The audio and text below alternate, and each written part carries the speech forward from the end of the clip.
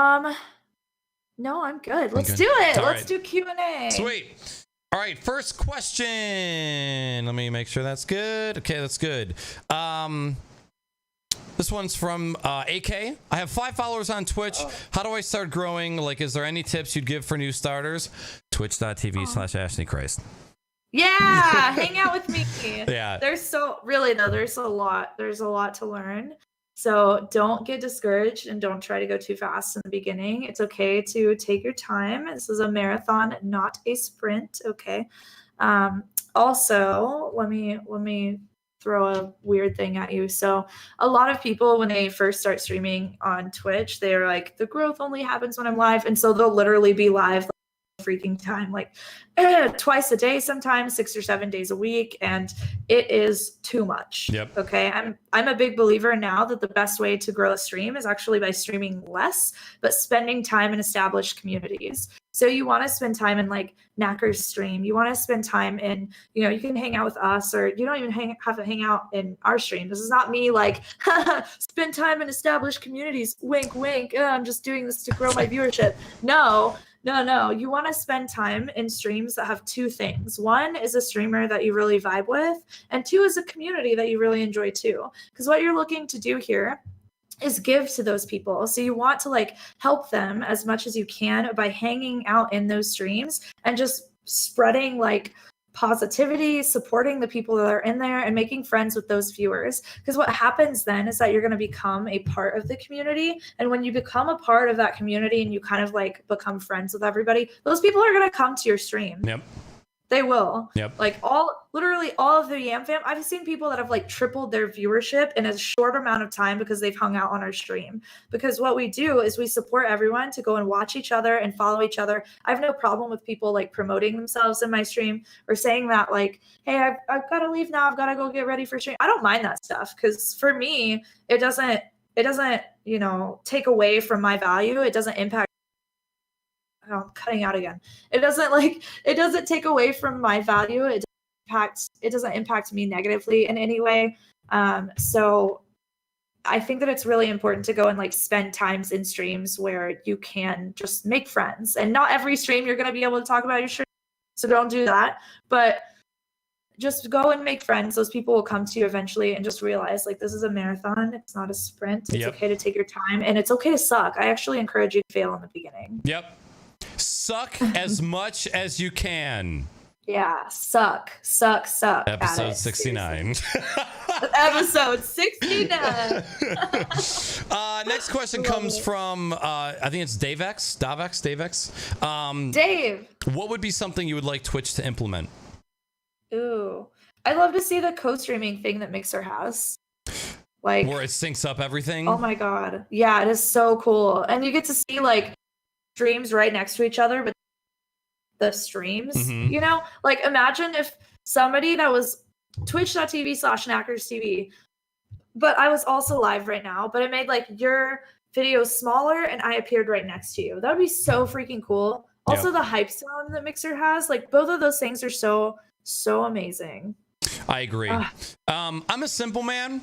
I just want Markdown on Twitch mobile so that everybody's panels look like they should. Ooh, yeah. Also, the extensions on Twitch mobile would be really good. Also, petition to get Ashnichrist on Twitch Creator Camp, because what the heck? Yeah, what? I was so appalled. How did that come about? God, I don't know. That's a whole other stream. Apparently it's something they've been planning for a while. Fair enough. But it's cool. Fair enough. It's cool. Next question from G for Greg. How do you feel about the IRL section being dissolved and becoming more categorized? I was wondering if we were going to be asked this, because I get asked this literally like 5 times. It's amazing. Yeah. It's amazing because, okay, so Creative kind of developed a community culture. They developed a community culture because they're very similar in what they do. But the IRL section, there's people like juggling. There's people, you know, there's all sorts of stuff going on over there. Mm-hmm. So there's not really and there's so many streams. There's not really an opportunity for people to develop a community culture specifically in the IRL section, and for IRL streamers to like go in and host other IRL streamers. That doesn't really happen.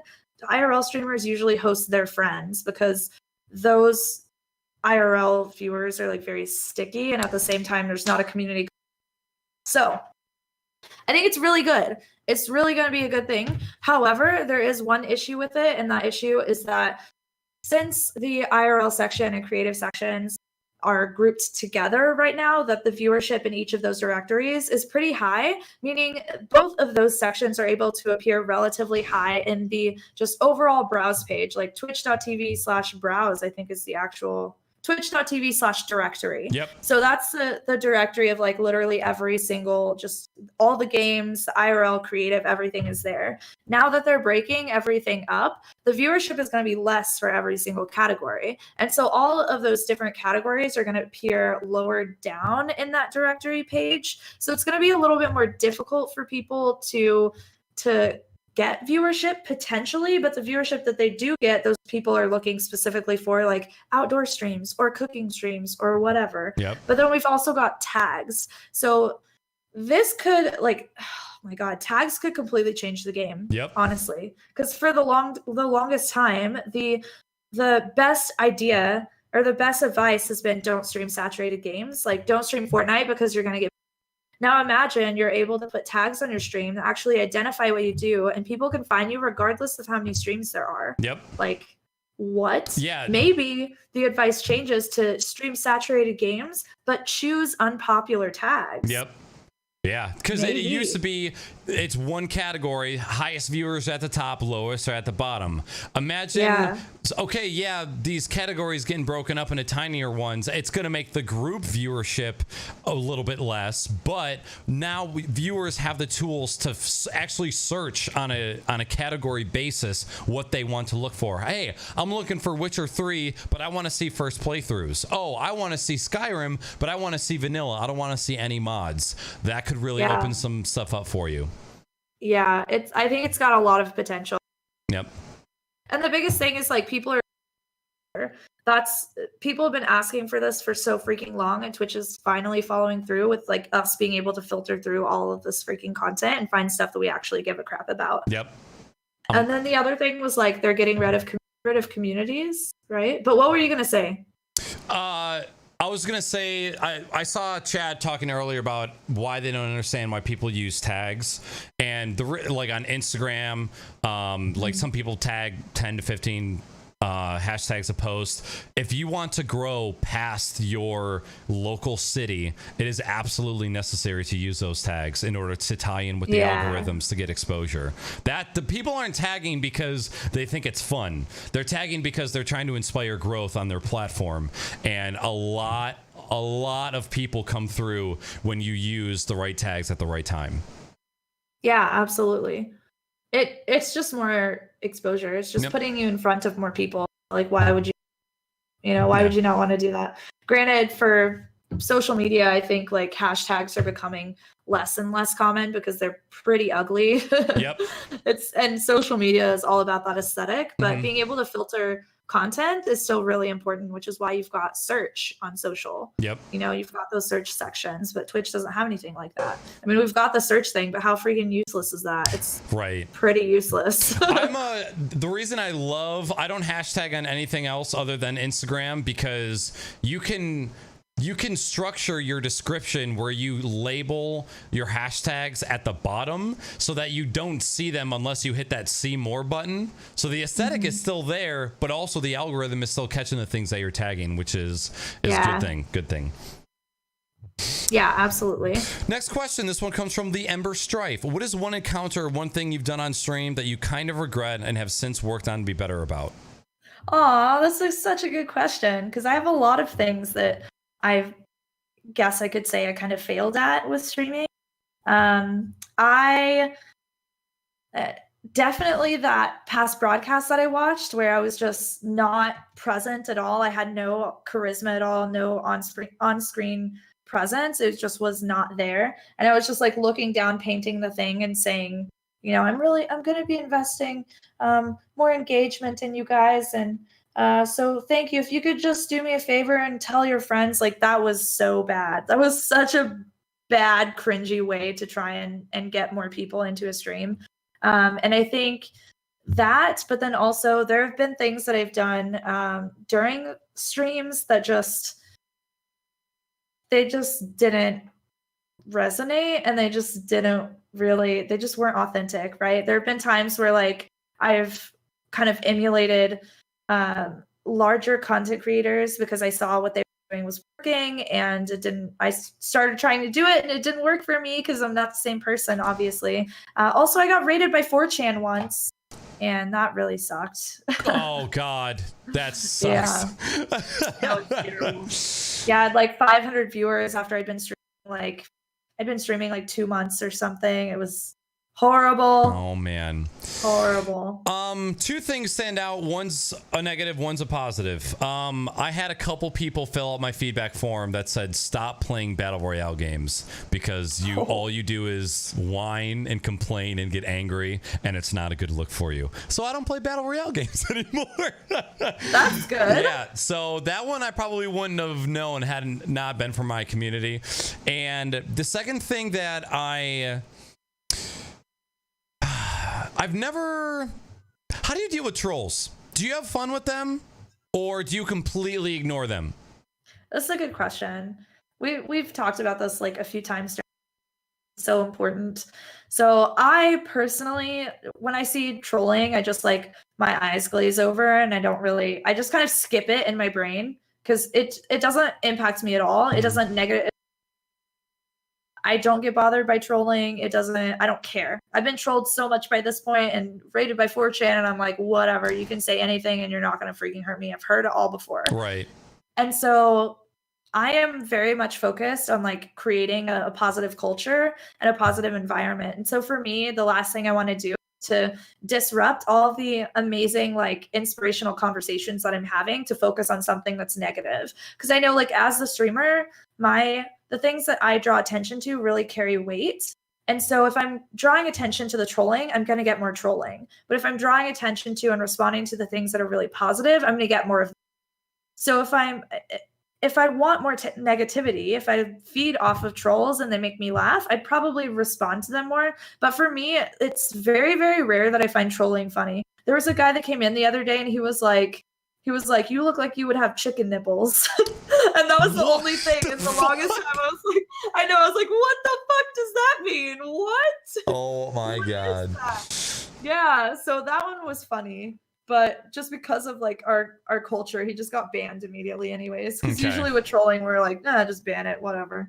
I don't even care. Just get them out because I'm focusing on the people that are actually positive contributions to the space. Right. And I think that's the mindset that I like to have most of the time is if I see somebody just drop something that's racist or discriminatory or homophobic, I usually just ignore it and let the mods take care of it. But like every once in a while, I want to respond just because I want to have some fun.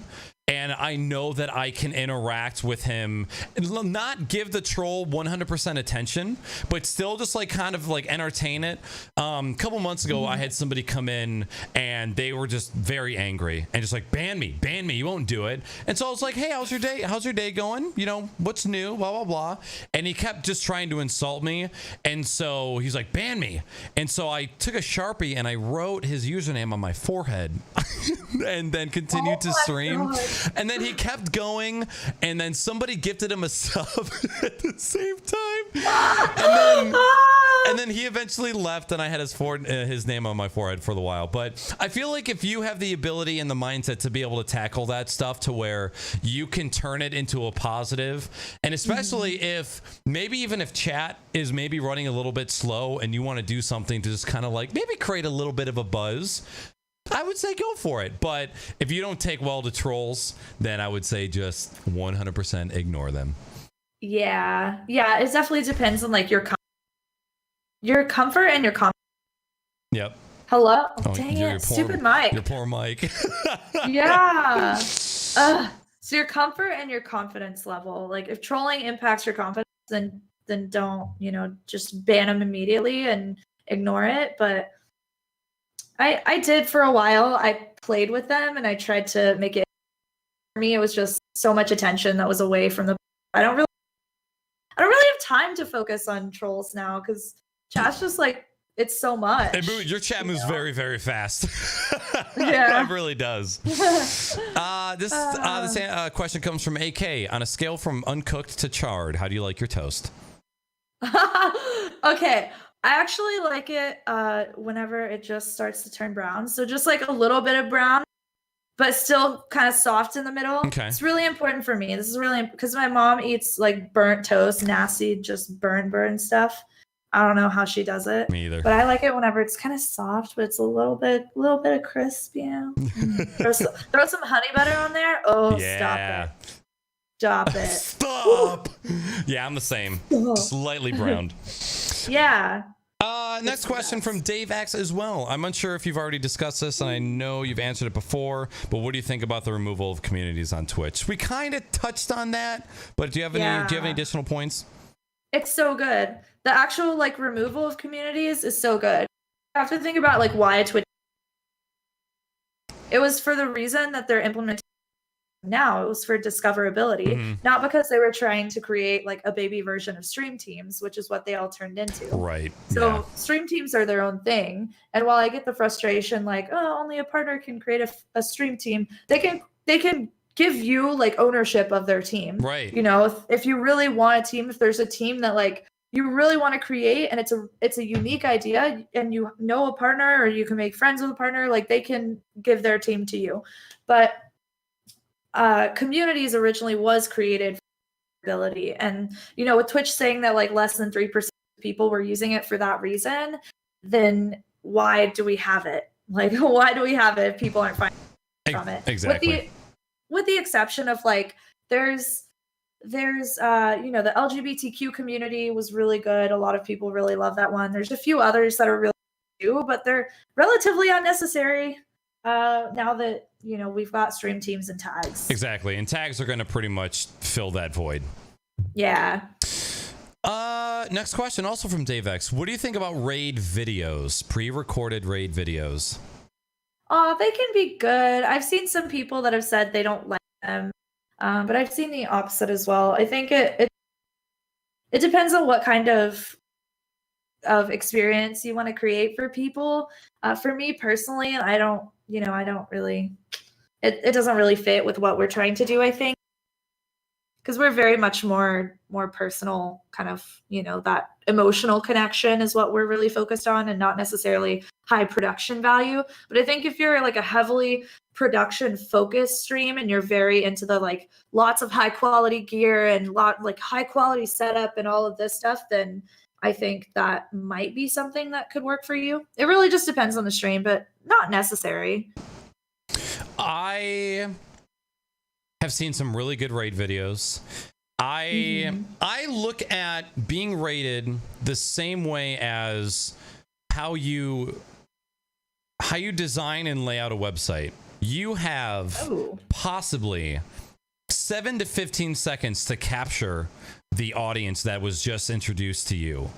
Do you greet them with you, or do you greet them with a pre-recorded piece? Yeah, that's a good point. So I see it as I have anywhere from 7 to 15 seconds to capture the people who are coming in here.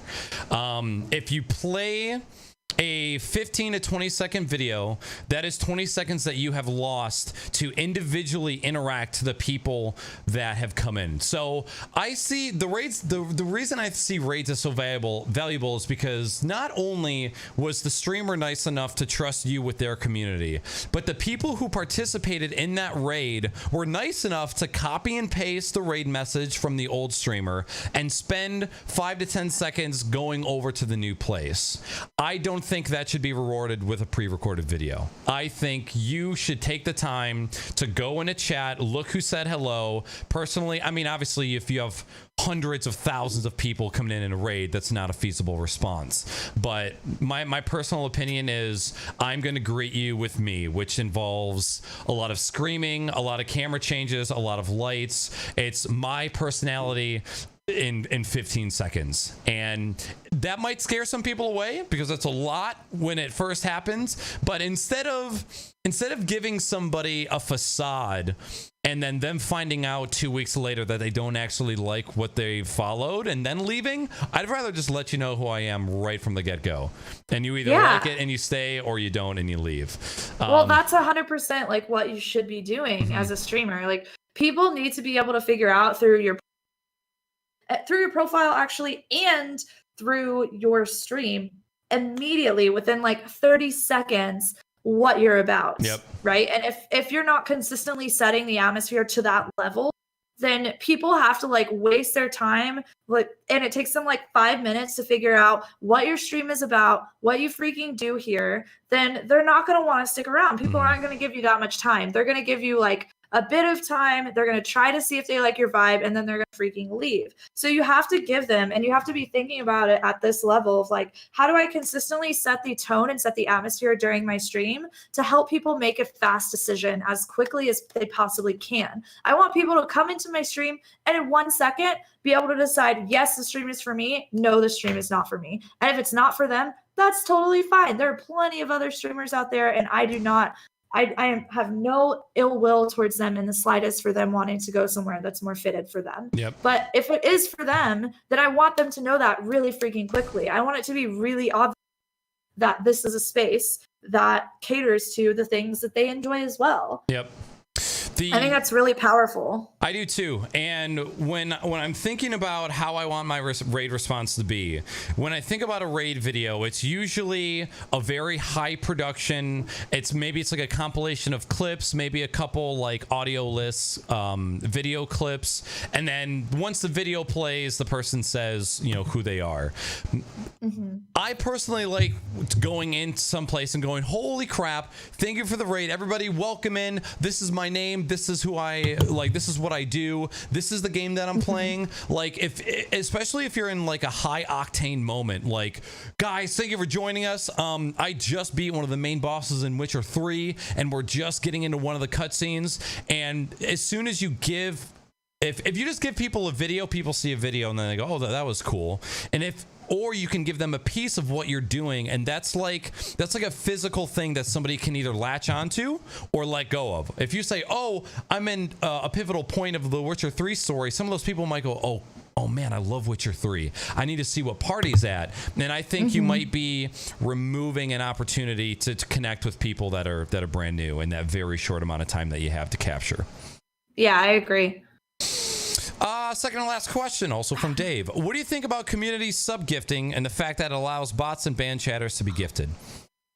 Oh my gosh. Dave has a lot of feelings about it. So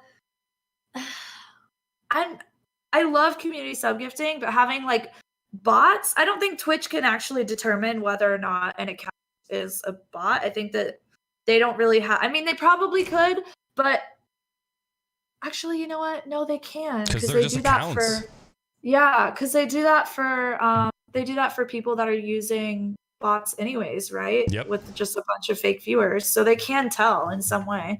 So okay, well then, if they have that knowledge, then should bots be able to get subs?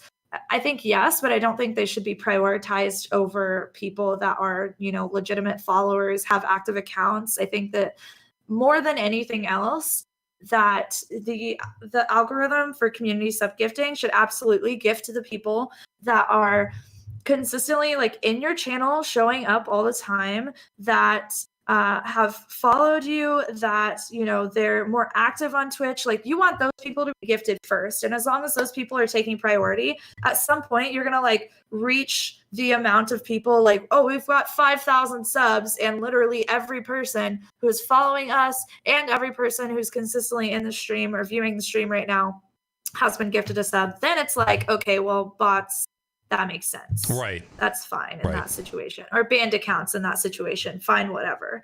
But I don't think that they should be prioritized over the people that are actually active, real accounts. However, community sub-gifting is like freaking amazing.